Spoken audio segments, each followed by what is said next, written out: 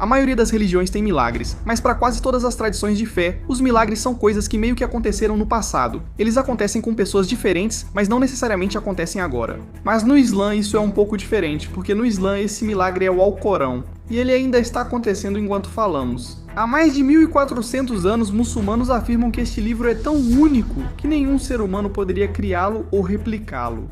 O Alcorão desafia: produza um único capítulo como ele. No mesmo livro, há milagres e histórias extraordinárias da tradição religiosa. Um homem jogado em uma fogueira que de repente esfria e o protege. Um cajado virando serpente e vencendo os maiores magos do Egito. Parece familiar, Jesus criando um pássaro de barro e literalmente soprando vida nele com a permissão de Deus. E a misteriosa jornada de Maomé pelos céus em uma única noite. Então, o que o Alcorão realmente diz sobre milagres? E por que tantos muçulmanos acreditam que o maior milagre é literalmente o próprio texto? Bem, hoje nós vamos mergulhar em tudo isso e muito mais, e vamos explorar os sinais e as maravilhas do Alcorão. Então sente-se, relaxe e seja bem-vindo à religião.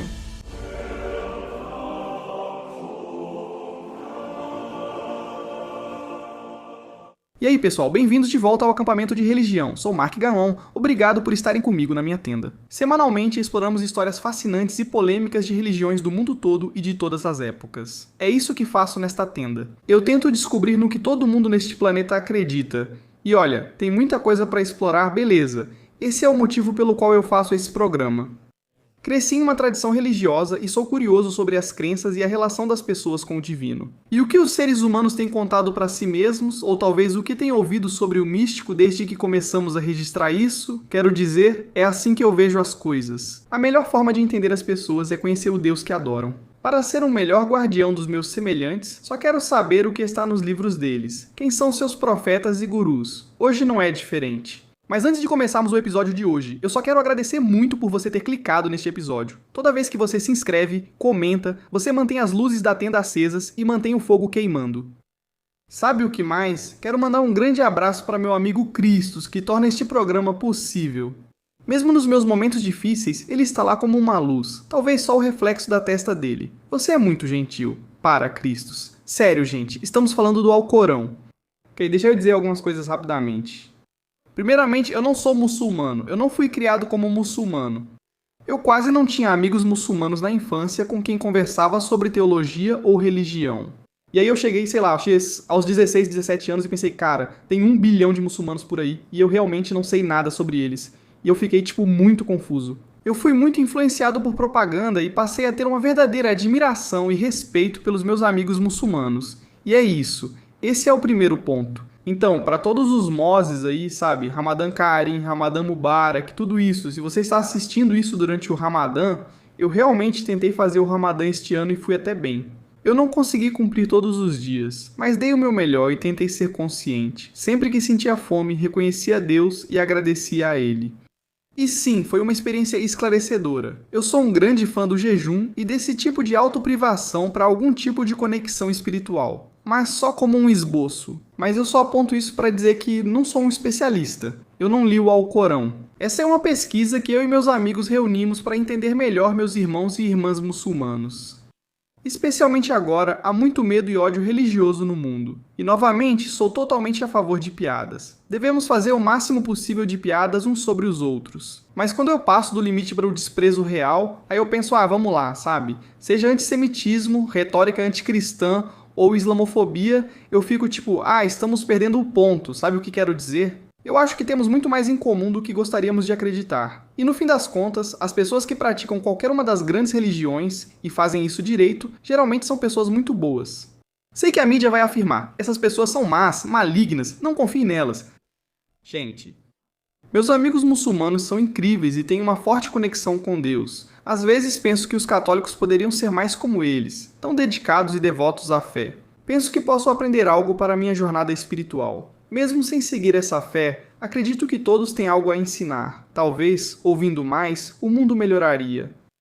Então esse é o primeiro ponto. Segundo, pode ser que haja algumas imprecisões aqui. Novamente, eu não cresci nessa tradição. Então se eu deixar passar alguma coisa, se eu pular algum detalhe, ou se eu errar em algo, por favor, não hesite em me corrigir. Estou aberto a correções, claro, nos comentários. Só peço que mantenham o respeito, sejam humanos. E além disso, a verdade não teme questionamentos, então se eu deixei passar algo, compartilhe a verdade ali. É só isso que eu peço enquanto tento chegar o mais perto possível da verdade com T maiúsculo. Agora, hoje, nós vamos passar pelo Alcorão. Este é o livro sagrado do Islã, mas, pelo que eu vi, é mais do que apenas um livro sagrado. Diferentes filósofos, como Alex O'Connor, fazem essa afirmação de que o Alcorão não existe da mesma forma que a Bíblia. Para os cristãos, não é bem a mesma comparação, o Alcorão é quase como Jesus para eles, mas não chega a ser divinizado. Você não adora o Alcorão, mas é um texto tão sagrado e o próprio livro é tão poderoso para os muçulmanos que eu acho que, sabe, é quase mais fácil pensar dessa forma. Tipo, isso é quase como um texto místico divino por si só, que é tratado com respeito, é tratado com reverência.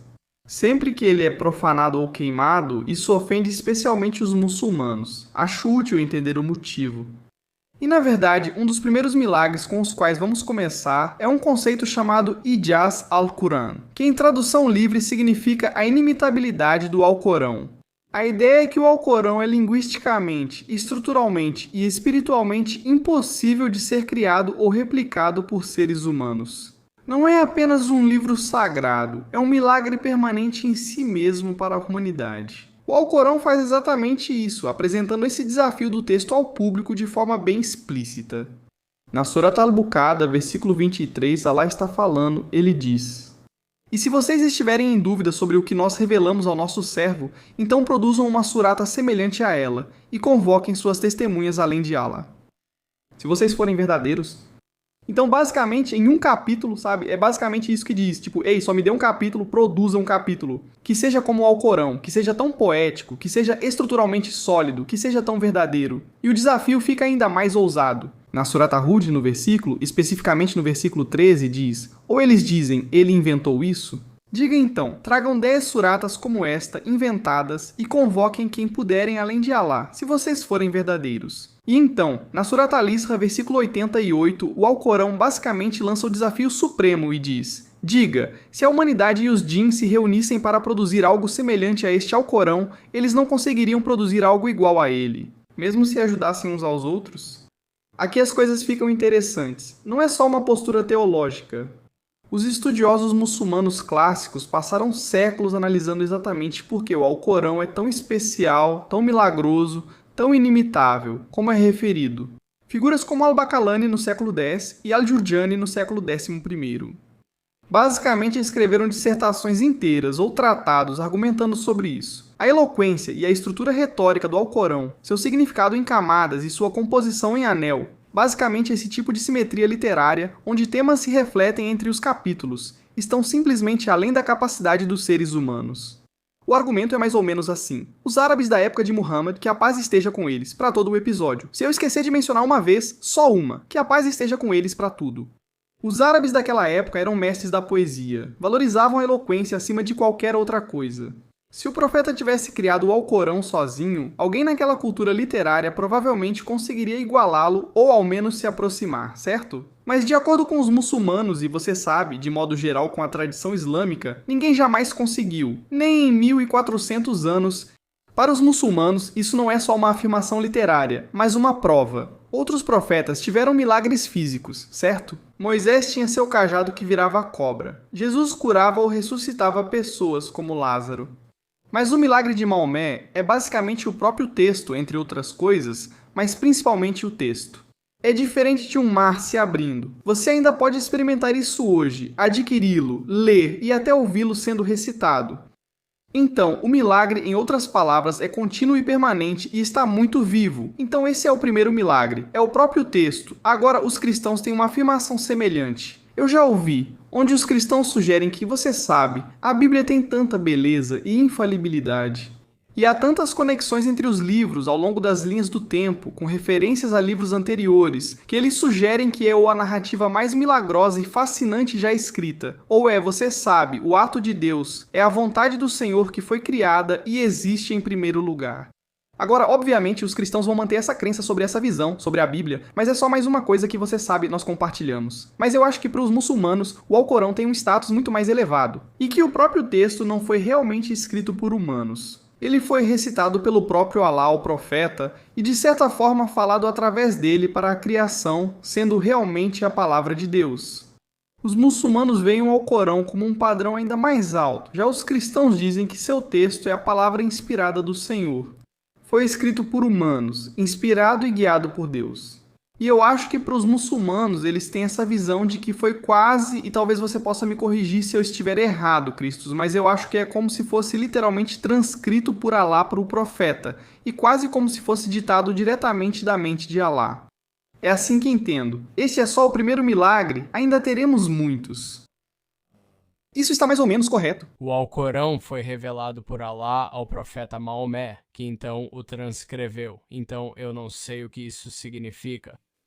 Não, eu acho que é basicamente isso que estou dizendo. Foi revelado por Alá e depois transcrito pelo profeta que, acredito, a maioria de nós entende que era analfabeto, que em sua vida ele não sabia ler nem escrever, mas mesmo assim conseguiu transcrever o texto mais bonito já escrito. Acho que eles não gostam que seja colocado dessa forma. Mas sim, não, eles... Já ouvi eles dizerem que é tipo, este é um comerciante analfabeto que literalmente escreveu, ou na verdade transcreveu, vindo de Alá, um dos textos mais bonitos. Vi comentários de acampamento religioso discordando disso. Sério, onde eles dizem, ele não era analfabeto, sério mesmo.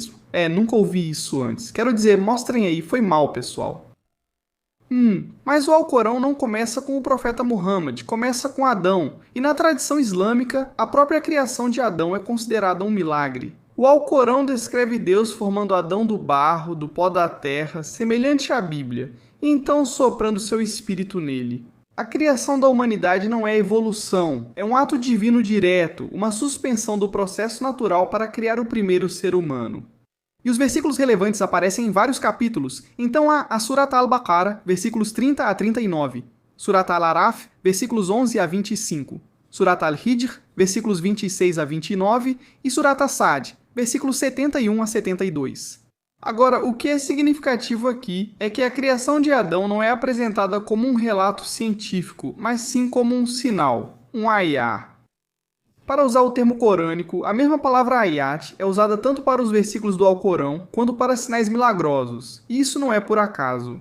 No Islã, milagres e revelações são fortemente ligados. Ambos são formas de Deus se comunicar com a humanidade, e esse tema, milagres como sinais, basicamente apontando de volta para Deus, percorre todas as histórias proféticas no Alcorão. E o padrão continua com Noé. Sim, a Arca de Noé está no Alcorão. Para todos os cristãos assistindo isso, ou vocês sabem, judeus que leem a Torá provavelmente já ouviram falar da Arca de Noé, mas vocês sabiam que ela também está no Alcorão? O Alcorão narra que Noé, seguindo ordem divina, constrói a arca e após o grande dilúvio, apenas os fiéis são salvos, enquanto os descrentes perecem.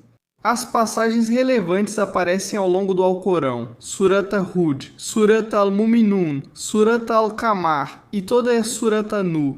Agora, os comentaristas clássicos tratam a Arca e o Dilúvio não apenas como curiosidades históricas, mas como um sinal significativo da justiça e da misericórdia de Deus. O dilúvio pune os ímpios, e a Arca salva os justos, e o milagre não é apenas a água, mas a ordem moral cósmica que ela revela. E talvez, você sabe, os milagres mais dramáticos do início pertençam a Abraão. Talvez ele seja, você sabe, um dos fundadores dessas religiões. Cristianismo, islamismo, judaísmo, conhecidos como as religiões abraâmicas, agora, de acordo com o islamismo no Alcorão.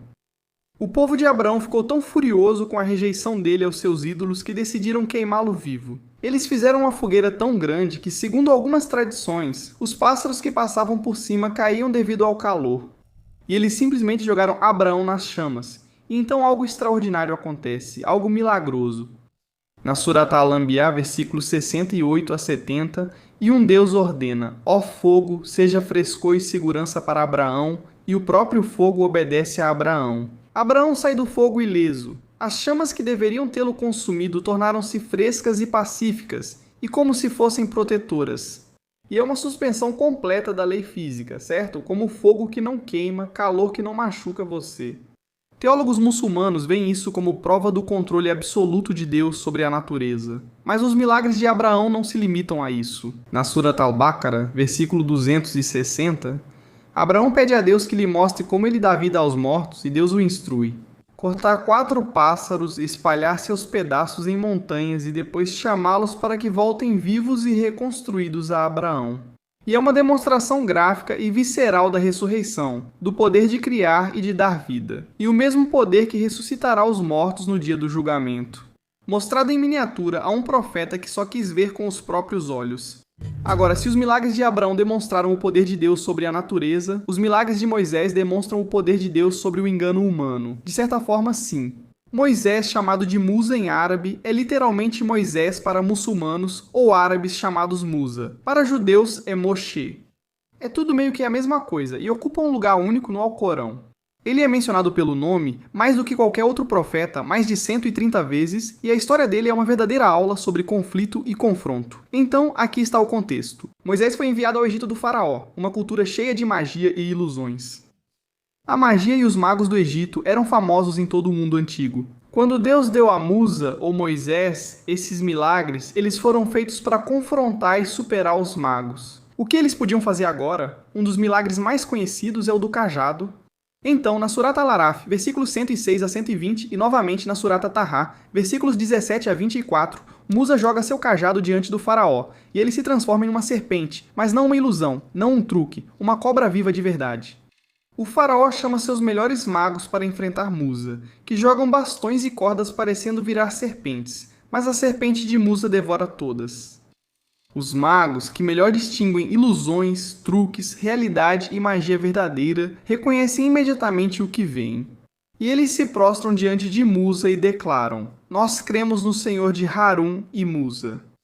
E eles sabem que seus truques são apenas truques, mas o que Musa fez não foi um truque. Agora, se você é cristão ou judeu, provavelmente já ouviu isso antes. Se você já viu O Príncipe do Egito, sabe que o filme destaca esse momento, que também é importante na teologia muçulmana. Teólogos muçulmanos o consideram paradigmático. E basicamente, isso só significa que o milagre não é aleatório, ele é direcionado, e Deus dá a cada profeta milagres que falam diretamente ao povo para o qual eles foram enviados.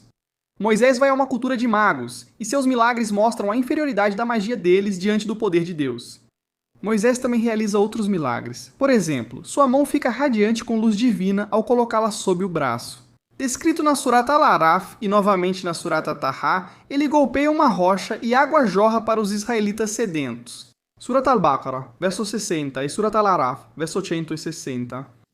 Maná e codornizes caem do céu para alimentar todo o seu povo no deserto. Novamente na Surat Al-Baqarah. E então, é claro, há a infame abertura do mar em 3 ocasiões distintas. No Alcorão, é descrito como Deus separa o mar para Musa e os israelitas, criando um caminho através das águas. Quando o exército do faraó os segue, o mar se fecha e os afoga. E é um dos milagres e narrativas mais icônicos que existem em qualquer tradição religiosa. O Alcorão narra essa história com o mesmo poder dramático da Bíblia hebraica ou cristã, sempre como sinal da soberania e justiça de Deus. O milagre ganha novo tom nas histórias de Davi e Salomão. Davi, chamado Daúd em árabe, recebe dons extraordinários várias vezes no Alcorão. No Alcorão, Deus amolece o ferro para Daúd, permitindo que ele o molde com as próprias mãos. Na Surat Al-Anbiya, as montanhas e os pássaros são feitos para ecoar a bela recitação de louvor de Daúde. Mas é Salomão, Suleimã em árabe, quem recebe os poderes realmente espetaculares. De acordo com o Alcorão, Salomão podia entender a fala dos animais. Na Surat An-Naml, versículos 15 a 19, Suleimã ouve uma formiga avisando sua colônia para se esconder do exército que se aproxima, e ele ri. E ele literalmente apenas agradece a Deus pela capacidade de entender e por ter esse dom. Também dizem que ele tinha o controle do próprio vento. A Surat As-Saba, versículo 12, diz que Deus submeteu o vento a Suleimã, permitindo-lhe viajar 1 mês em uma manhã e outro mês à noite. E talvez o mais impressionante de tudo, Suleimã era o comandante dos Jinn. Agora, os Jinn na cosmologia islâmica são esses seres feitos de fogo sem fumaça? Eles são invisíveis e poderosos, e muitas vezes perigosos, e Deus submeteu alguns deles à autoridade de Suleimã. Eles construíram para ele, mergulharam por pérolas e estavam destinados ao seu serviço. A Surat As-Saba, versículos 12 a 13, e a Surat As-Sad, versículos 35 a 38, descrevem esse domínio. Uma história em particular se destaca na Surat An-Naml, versículos 38 a 40. Suleimã pergunta à sua corte quem pode trazer para ele o trono da rainha de Sabá antes que ela chegue. Um djinn poderoso se oferece para trazer o trono antes que Suleimã se levante do assento. Mas então outra figura, um homem que, entre aspas, tinha conhecimento do livro, frequentemente identificado na tradição islâmica como Asif ibn Barqiyah, diz que pode trazê-lo. Antes que seu olhar volte a você, num piscar de olhos, um trono surgirá. Hoje, estudiosos usam essa história para ilustrar um ponto sutil, mas importante. Poderes milagrosos não estão limitados estritamente aos profetas. Deus às vezes dá habilidades extraordinárias a pessoas muito justas que não são exatamente profetas. Uma categoria que se torna realmente importante mais tarde na teologia islâmica. Agora, acho que para dar contexto, Jinn, acho que muitas pessoas no ocidente considerariam os Jinn como maus. Alguns Jinn são, mas alguns Jinn na verdade servem a Allah. Eles são meio que um passo intermediário entre, sabe, como anjos e demônios, é uma forma de pensar sobre isso. Agora chegamos a Jesus, também conhecido como Isa em árabe. Os milagres dele no Alcorão exigem atenção, pois revelam algo crucial sobre o funcionamento da teologia islâmica e como realmente vem Jesus Cristo. Jesus realiza milagres ainda mais impressionantes no Alcorão do que outros profetas, e a lista é extraordinária. Então, ele fala como um bebê no berço, ele defende sua mãe Maria contra acusações de imoralidade. Ele molda um pássaro de barro e então sopra nele, e ele se torna um pássaro vivo. Ele cura o cego e um leproso, e então ressuscita pessoas dos mortos. Ele conta às pessoas o que comeram e o que guardaram em casa, incluindo milagres que nem existem na literatura cristã. E tudo isso está descrito na Surat Al-Imran, verso 49, e na Surat Al-Ma'idah, verso 110. O verso em Al-Imran basicamente diz: Eu vim a vocês com um sinal do Senhor, eu crio para vocês, do barro, a forma de um pássaro, e então eu sopro nele, e ele se torna um pássaro. Com permissão de Deus, curo cegos, leprosos e dou vida aos mortos. Agora repare na frase que aparece repetidamente, com a permissão de Deus. Isso não é por acaso. Isso é fundamental para entender a teologia islâmica. O Alcorão é enfático ao afirmar que Isa é um profeta. Ele é apenas um mensageiro. Ele é um servo de Deus. Isso é uma posição extremamente elevada, mas não é assim que os cristãos o veem. Os cristãos consideram Isa Masih literalmente Deus, totalmente divino, certo? Quero dizer, os milagres de Isa geralmente são entendidos como expressões de sua própria natureza divina, e o Alcorão os apresenta, você sabe, os milagres de Isa, apenas como atos que Deus realizou através dele. Você consegue ver a diferença, certo? O poder pertence a Deus. Isso é o instrumento, não a fonte.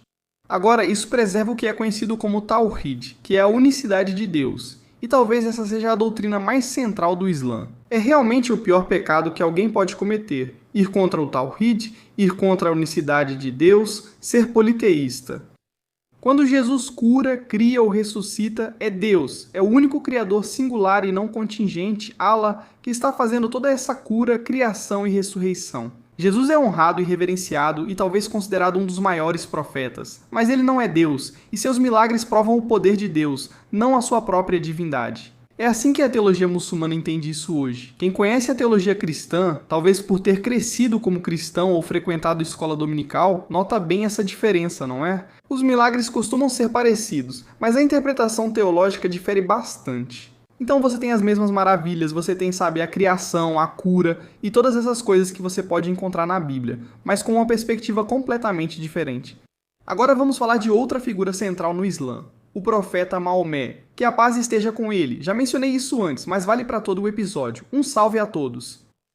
O maior e mais duradouro milagre de Maomé é de acordo com a teologia islâmica, o próprio Alcorão, como mencionamos antes, certo? Já dissemos antes, mas é importante destacar que, diferente do cajado de Moisés ou das curas de Jesus, o milagre do Alcorão não foi único. Ele ocorre até hoje. Para os muçulmanos, quero dizer, cada geração pode experimentá-lo, todo muçulmano vai vivenciá-lo pela primeira vez e vai se lembrar desse sentimento. Cada pessoa pode ouvi-lo sendo recitado e ler as palavras, e literalmente se desafiar com base no que está escrito.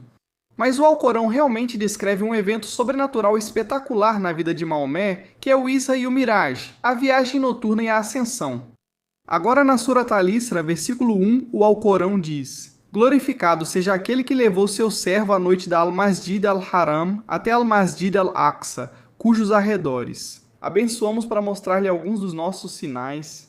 Segundo a tradição islâmica, Maomé foi levado em uma noite de Meca a Jerusalém, viagem de mais de 1.200 quilômetros, e de lá ascendeu pelos céus, encontrando profetas anteriores e, por fim, chegando à presença divina. A literatura dos hadiths expande dramaticamente esse relato e descreve 7 céus e encontros com Adão, Abraão, Moisés e Jesus, no estabelecimento das 5 orações diárias. Você consegue imaginar esse evento ocorrendo no Alcorão, onde o profeta Muhammad literalmente encontra todos esses outros profetas, Adão, Abraão, Moisés e Jesus, todos em um só lugar em Jerusalém. É realmente um momento milagroso. Você pode imaginar para os muçulmanos o quanto esse evento singular é central. Comentaristas clássicos veem isso como uma jornada milagrosa literal e uma experiência espiritual profunda ocorrendo ao mesmo tempo. Isso confirmou o status de Maomé como profeta entre os demais e o consolou durante um período de grandes dificuldades. Isso aconteceu após a morte de sua esposa, Khadija, e de seu tio, Abu Talib, e também demonstrou sua posição única entre todos os profetas. Agora, as coleções de Hadith, basicamente os registros das palavras e ações de Maomé compilados após sua morte, descrevem milagres físicos adicionais. A divisão da lua, água fluindo de seus dedos, multiplicação de comida, árvores se movendo para lhe proporcionar sombra. Estudiosos muçulmanos, como os do Instituto Yaqin, enfatizam que esses relatos são submetidos a uma rigorosa crítica dos hadiths. Novamente, o hadith talvez não tenha o mesmo nível de perfeição quando você sabe, em referência à literatura islâmica, você tem o Alcorão como as belas e reveladas palavras e pensamentos de Allah. E o hadith é um entendimento humano, mas uma lembrança muito antiga e ancestral da vida do profeta.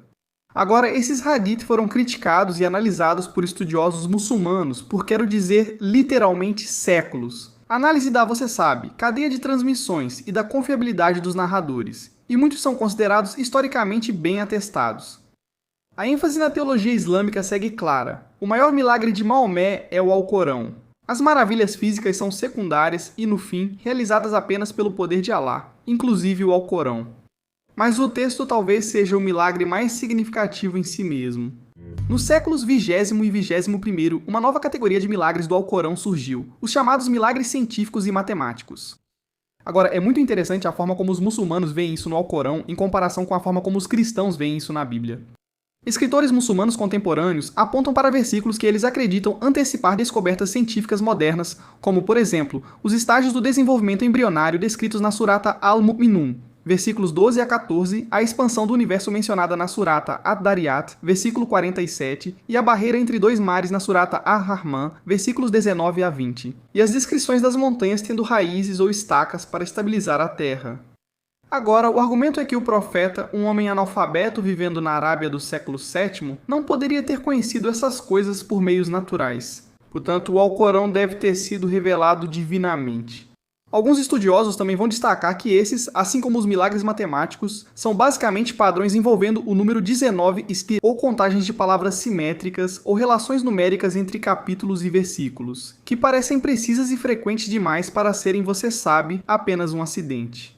O interessante do ponto de vista muçulmano em relação ao cristianismo é que muitos amigos muçulmanos aceitam desafios científicos e querem que o Alcorão seja analisado cientificamente, porque eles acreditam que são as palavras singulares e reveladas do próprio Deus.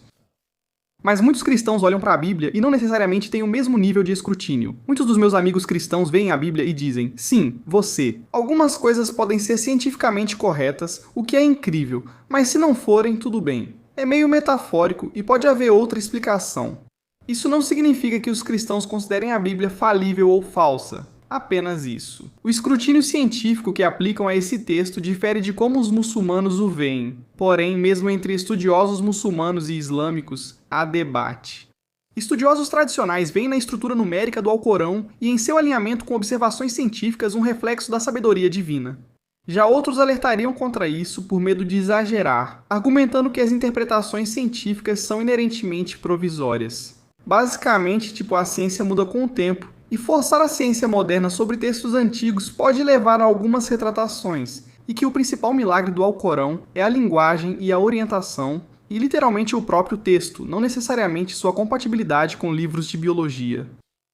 E o cuidado, isso eu entendo, certo? É algo compartilhado por várias escolas do pensamento islâmico, desde sunita até xiita e também pelas tradições racionalistas. Quando defensores dos milagres científicos disseram que o Alcorão descrevia a embriologia como a ciência moderna, críticos lembraram que textos médicos antigos já traziam descrições semelhantes. Mas talvez eles não tenham se conectado, talvez eles não tenham se ouvido. Esse debate persiste, mas estudiosos muçulmanos concordam que a credibilidade do Alcorão não depende de prever o Big Bang. Não é sobre embriologia ou entender, sabe, insetos ou abelhas ou qualquer coisa assim. É um milagre. É o texto, é a eloquência e a orientação. E o que muitos muçulmanos percebem como a verdade espiritual. Como o desafio que permanece sem resposta após 14 séculos e que os milagres científicos podem ser interessantes e realmente servir como evidência para alguns crentes, mas não são necessariamente a base. Eu acho eles realmente interessantes. Na verdade, nós até fizemos um episódio sobre isso. Foi no acampamento religioso ou no principal? Canal Gagon? Acampamento religioso? Foi lá, certo? Fizemos um episódio sobre vários milagres do Alcorão, especialmente os científicos e matemáticos, que são bem interessantes. Vocês podem conferir, podemos colocar na descrição. Agora, a outra questão, a teologia dos milagres e como os muçulmanos geralmente os percebem. Como estudiosos categorizam e entendem esses eventos extraordinários? A teologia islâmica clássica distingue dois tipos de maravilhas, sendo o primeiro o mujizá. Esse é um milagre profético, um evento extraordinário que Deus cria através de um profeta, acompanhado de um desafio aos oponentes ou às pessoas que negam a unicidade de Deus, especificamente para provar a veracidade da reivindicação profética. Como o cajado virando serpente, o mar se abrindo e o Alcorão. Esses são mujazat, sinais que validam a missão de um profeta. E o segundo é karama, uma maravilha de um santo. Esse é um evento extraordinário concedido a um não profeta, ou melhor, alguém que não é literalmente um profeta, como alguém que não é um profeta. Especificamente a um wali, um amigo de Deus ou um santo. A diferença entre esses milagres é relevante, pois a karamá não traz reivindicação profética. Quem a vivencia não desafia outros a aceitar nova revelação. É simplesmente um sinal do favor de Deus, meio que em benefício de, você sabe, uma pessoa justa. Essa distinção é importante porque o Islã e outras tradições precisam explicar por que pessoas que não são profetas às vezes vivenciam milagres. A literatura sufi narra muitos santos realizando maravilhas. Agora, se você não sabe, o sufismo é a tradição mística dentro do Islã. Não é exatamente uma seita diferente, é mais uma filosofia diferente em relação ao Islã. Ela tem um desejo muito forte de experimentar Allah aqui e agora, no presente. Então, como resultado, a literatura sufi e muitos estudiosos sufis falam sobre provisão milagrosa, bilocação, basicamente está em vários lugares ao mesmo tempo, clarividência e todas essas coisas milagrosas. A teologia em torno da categoria karama permite que essas experiências sejam afirmadas sem ameaçar o status único de um Moisés, de um Jesus ou de um profeta Maomé. Estudiosos também alertam sobre uma terceira categoria, chamada Estidrish. Esses são os prodígios enganosos agora. São eventos extraordinários que parecem milagrosos, mas não vêm da aprovação de Deus. Agora essas podem ser coisas como magia, assistência demoníaca, manipulação psicológica, como os truques dos magos egípcios antes da serpente de Musa devorá-los. Eles se encaixam nessa categoria, certo? Parece algo sobrenatural, mas não é. Não vem do Deus único, segundo os muçulmanos. E é por isso que na literatura islâmica, milagres sozinhos não são prova de nada. Na verdade, o conteúdo da mensagem importa muito no contexto, para quem está acontecendo e por qual motivo. Milagres feitos por quem prega falsidades não vêm de Deus. Os milagres autenticam a verdade, no final das contas, eles autenticam a mensagem, e a mensagem deve ser examinada quanto à sua veracidade. Afinal, para que servem todas essas maravilhas? Teólogos muçulmanos concordam em um ponto. Milagres existem para confirmar profetas, fortalecer crentes, expor falsidades e remeter a Allah. Eles não servem para entretenimento, nem são truques de mágica ou para exaltar os humanos. São sinais, novamente ayat, que direcionam a atenção para Deus e, no fim, para seu poder, misericórdia, justiça e sabedoria. Por isso o Alcorão chama esses milagres de sinais, pois são sinais de Allah. A palavra ayat é usada tanto para versículos das escrituras quanto para eventos milagrosos, porque ambos são comunicações, ambos são sinais e ambos exigem interpretação. E por fim, indicam algo maior, aquele que os enviou, que os muçulmanos creem ser Allah. Agora, uma observação importante. Muito do que abordamos hoje reflete a teologia sunita tradicional, a tradição seguida por cerca de 85 a 90% dos muçulmanos do mundo. Mas, novamente, o Islã, como muitas tradições, não é monolítico, não é uma coisa só. Estudiosos chiitas destacam diferentes aspectos dos milagres proféticos, principalmente sobre os imames e sua autoridade espiritual. Racionalistas e alguns pensadores muçulmanos modernos podem ver certas histórias de milagres de modo mais simbólico.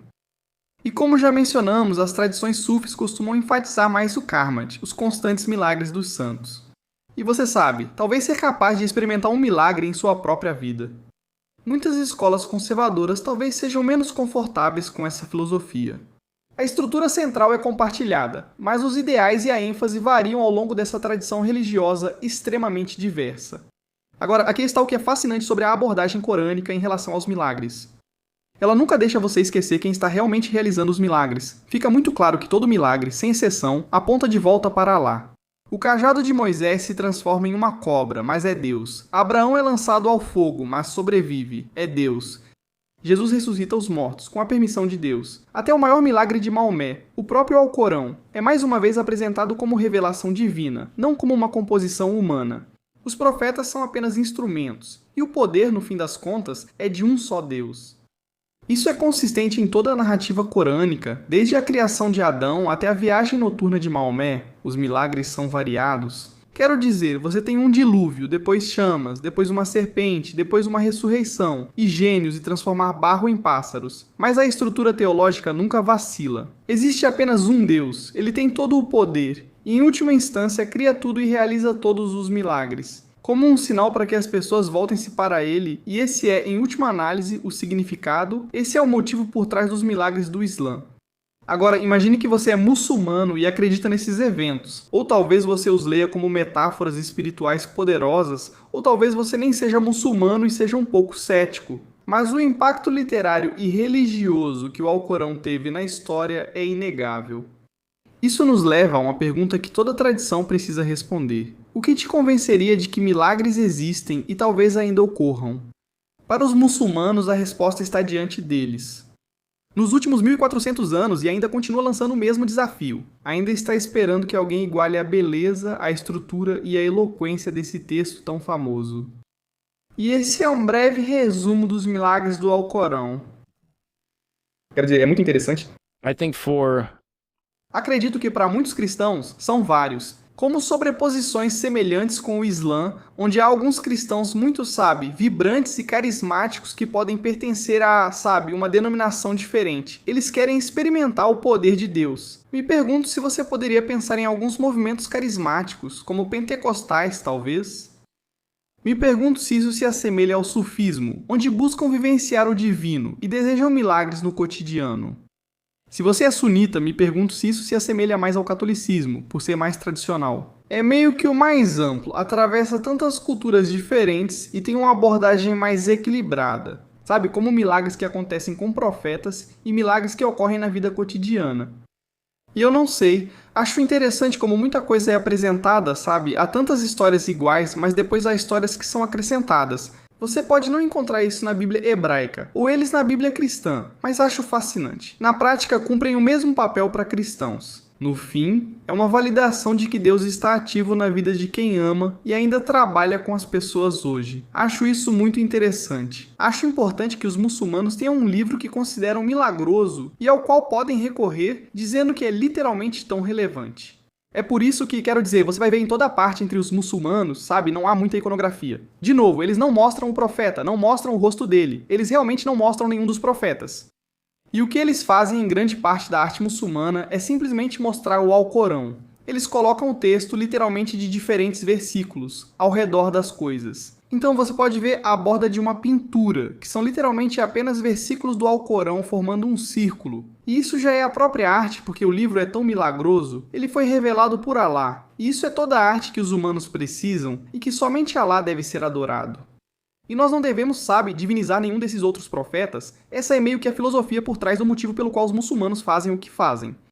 Mas eu estou curioso, o que vocês acham? Quero dizer, se você foi criado com uma visão de mundo muçulmana, se você, cresceu em uma família muçulmana, ou talvez tenha se revertido mais tarde na vida, teve algo que eu deixei passar, tem algo que eu errei, tem algo que você poderia acrescentar a isso? Você já experimentou um milagre de Alá na sua própria vida? Eu adoraria saber, por favor, deixe um comentário, me corrija se eu deixei passar alguma coisa. E se você não é muçulmano, o que você acha disso? Isso faz sentido para você como religioso ou não religioso? Você olhou para isso e disse, uau, agora eu entendo como a importância dessas escrituras e dessas histórias significa algo impactante para esse grupo de pessoas, algo que talvez você não soubesse antes. Gostaria de saber se houve algum destaque. Cristos, como sempre, passo para você. O que achou? Aprendeu algo novo? Acho que o grande diferencial é dizer, nosso livro inteiro são os fatos milagrosos.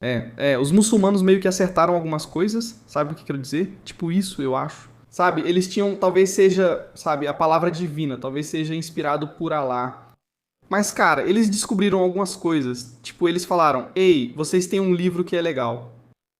Nós temos literalmente as palavras de Deus colocadas diretamente. Eu acho, não tenho certeza, mas meu amigo muçulmano me disse que é entendido que o árabe é a língua de Alá.